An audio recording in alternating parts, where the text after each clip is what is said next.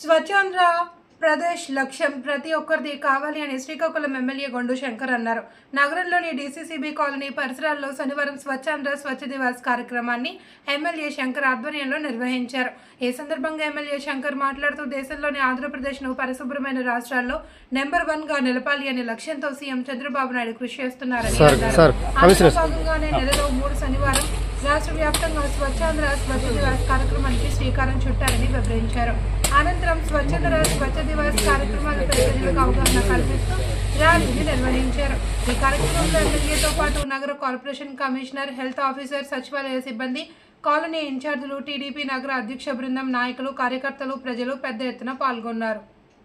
జరుగుతుంది. గౌరవ ముఖ్యమంత్రి వర్యులు శ్రీ నారా చంద్రబాబు నాయుడు గారి ఆదేశాల మేరకు కార్యక్రమం చేపట్టడం జరుగుతుంది. ఈరోజు డీసీసీబీ కాలనీ ప్రాంతంలో చాపురం 2 సచివాలయం ఏరియాలో ఇక్కడ ఫిషరీస్ వారి తాలూకా ట్యాంక్స్ కానీ ఇవన్నీ డిపార్ట్మెంట్ ఉంది. ఇక్కడ చెరువులు కూడా ఉన్నాయి.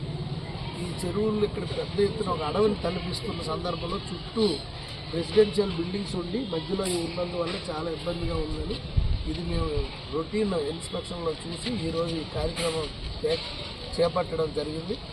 తప్పకుండా ఈ ప్రాంతాన్ని మళ్ళీ ఇక్కడ జంగిలంతా క్లియర్ చేసి ఈ చెరువు చుట్టూ వాకింగ్ ట్రాక్ వేసి ఇక్కడ ప్రజలకి అందుబాటులో తీసుకొచ్చి ఇక్కడ ఒక మంచి ఆహ్లాదకరమైన వాతావరణాన్ని మేము నిర్వహించడానికి గౌరవ మన కమిషనర్ గారు, అలాగే ఎంహెచ్ఓ గారు, అలాగే హార్టికల్చర్ ఆఫీసర్స్, ఇతర సిబ్బంది అందరూ కలిపి మున్సిపల్ సిబ్బంది, అలాగే ఈ ప్రాంత ఇన్ఛార్జ్ నాయకులు దివ్వల రమణమ్మ గారు, అలాగే అల్లు నర్సయ్య గారు, వారు కూడా ఇందులో పాల్గొన్నారు.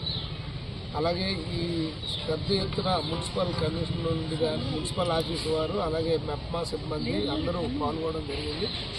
సో ఈ ప్రాంతాన్ని ఇంకా బాగా అభివృద్ధి తప్పకుండా చేసి ఇక్కడ ప్రజలకి అందుబాటులోకి ఒక ఆహ్లాదకరమైన వాతావరణం తీసుకొస్తామని తెలియజేసుకుంటూ ఈరోజు ఈ కార్యక్రమంలో పాల్గొని పెద్ద ఎత్తున సక్సెస్ చేసినటువంటి ప్రతి ఒక్కరికి కూడా పేరు పేరున నా హృదయపూర్వక నమస్కారాలు.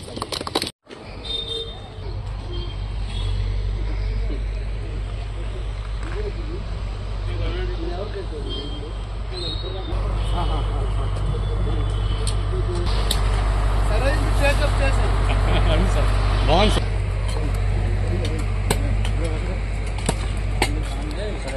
బాధలు